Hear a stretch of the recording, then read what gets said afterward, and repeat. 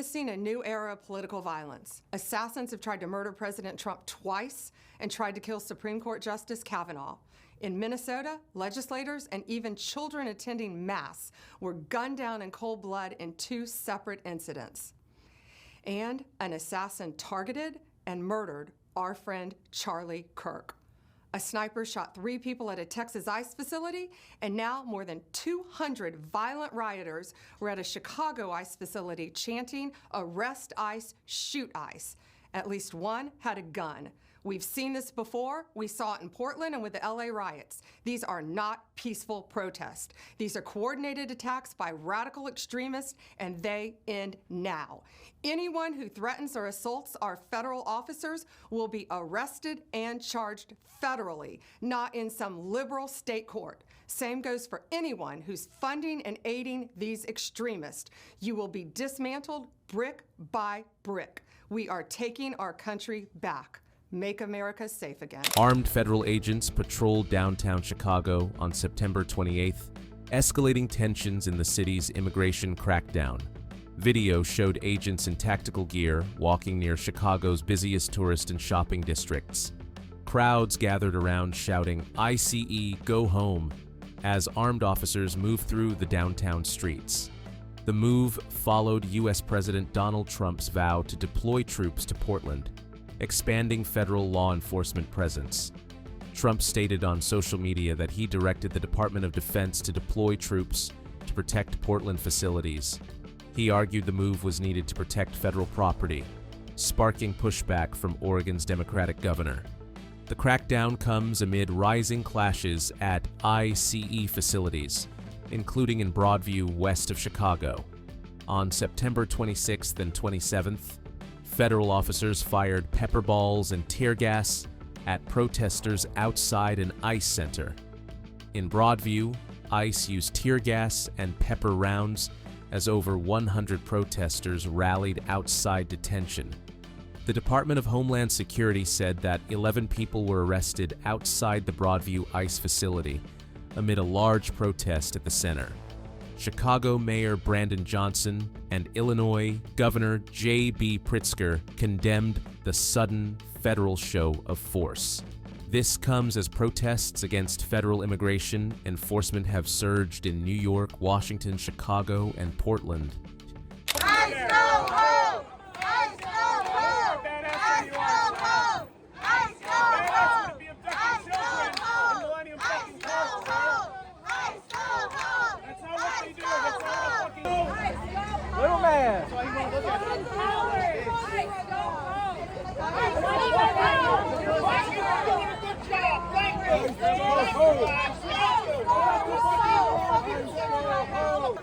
man doesn't abduct children in the fucking park! There is not an emergency in the city of Chicago. There is nothing that calls for having troops on the streets of the city of Chicago. We have crime like other cities do. But let's be clear, we are actually in better shape than the 30 biggest cities across the United States.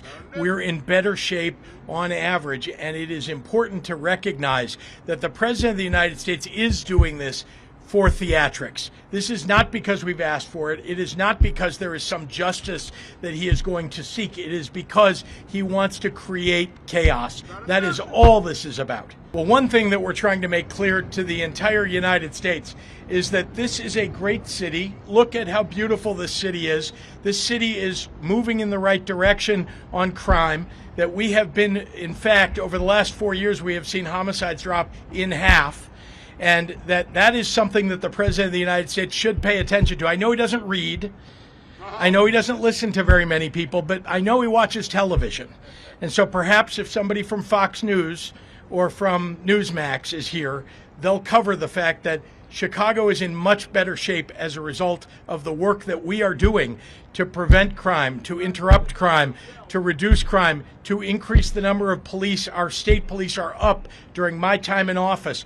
I want the president to understand that we do not want troops on the ground in the city of Chicago. Neither do the people of Chicago or the people of the state. Signing an executive order today that will launch the Protecting Chicago initiative. This is a project that builds on the months of preparation that we have done, that that we've done that has led up to this very moment. Protecting Chicago will ensure that every Chicagoan knows their rights, that every single family is prepared, and every part of city government is directed to protect the people of Chicago from federal action. This sweeping executive order directs our Department of Law to pursue any and every legal mechanism to hold this administration accountable for violating the rights of Chicagoans. This order affirms that the Chicago Police Department will not collaborate with military personnel on police patrols or civil immigration enforcement. We will not have our police officers, who are working hard every single day to drive down crime, deputized to do traffic stops and checkpoints for the president. This order affirms the CPD officers will be directed to wear CPD uniforms and refrain from wearing masks so that residents can clearly distinguish them from federal agents. And finally, as I said, it establishes the Protecting Chicago Initiative, the most sweeping campaign of any city in the country to protect ourselves from the threats and actions of this out-of-control administration. We will protect our Constitution, we will protect our city, and we will protect our people. We do not want to see tanks in our streets. We do not want to see families ripped apart. We do not want grandmothers thrown into the back of unmarked vans. We don't want to see homeless Chicagoans harassed or disappeared by federal agents. We don't want to see Chicagoans arrested for sitting on their porch. That's not who we are as a city, and that's not who we are as a nation. My team and I have spoken with the governor, the county president, and with our federal delegation, and we are in complete alignment. I was telling some of the people that in a certain way, you really want to be asked to go. You know, I hate to barge in on a city and then be treated horribly by corrupt politicians and bad politicians like a guy like Pritzker. He ought to spend more time in the gym, actually. This guy is a disaster. Gavin Newsom's a disaster.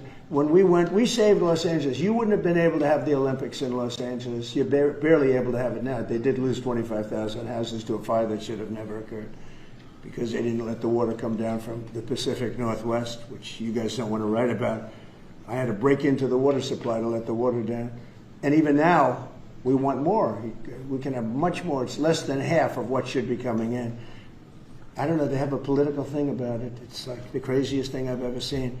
But I don't like going to a town, a city, place, a state, and then be criticized by some corrupt or incompetent governor where crime is rampant. Like, take a look at D.C. Crime was rampant. It was at the all-time worst. It got really bad during the Biden 4 years. And then I have a mayor stand up and say how crime has reached a 30-year low. 30-year low. People are being killed left and right. And it's not a 30-year low. Think of it. So for 11 days, there have been no murders. The record goes back years where that's happened. They haven't seen that happen in years. And then people stand up, and instead of thanking us, which they should do, and she's not that bad. She's better than most. But, you know, you have people, I watched in Illinois, Chicago, Illinois is a disaster. I have property there. It's a disaster what's going on in Chicago. And you get Pritzker, he's violating our rights. I think this is another men and women's sports thing. I think this is one of those, you know, they call them 80-20 issues. I call them 97-3. I think the Democrats better get smart. And, you know, politically, I hope they don't. But actually, in terms of love for the country, I hope they do, because it would be good to work together. So I'm thinking about, you know, when I have some slob like Pritzker criticizing us before we even go there, I made the statement that next should be Chicago, because as you all know, Chicago's a killing field right now. And they don't acknowledge it. And they say, we don't need him, freedom, freedom. He's a dictator, he's a dictator. A lot of people are saying maybe we like a dictator. I don't like a dictator. I'm not a dictator. I'm a man with great common sense, and I'm a smart person. And when I see what's happening to our cities, and then you send in troops, instead of being praised, they're saying you're trying to take over the republic. These people are sick. But I'm really saying, and I say this to all of you, in a certain way, we should wait to be asked because they have cities that are so under control, out of control. So we go in and fix it. They take the full credit for it, and they go out and say, I heard it this morning. They're saying how well they've done over the last 10-day period.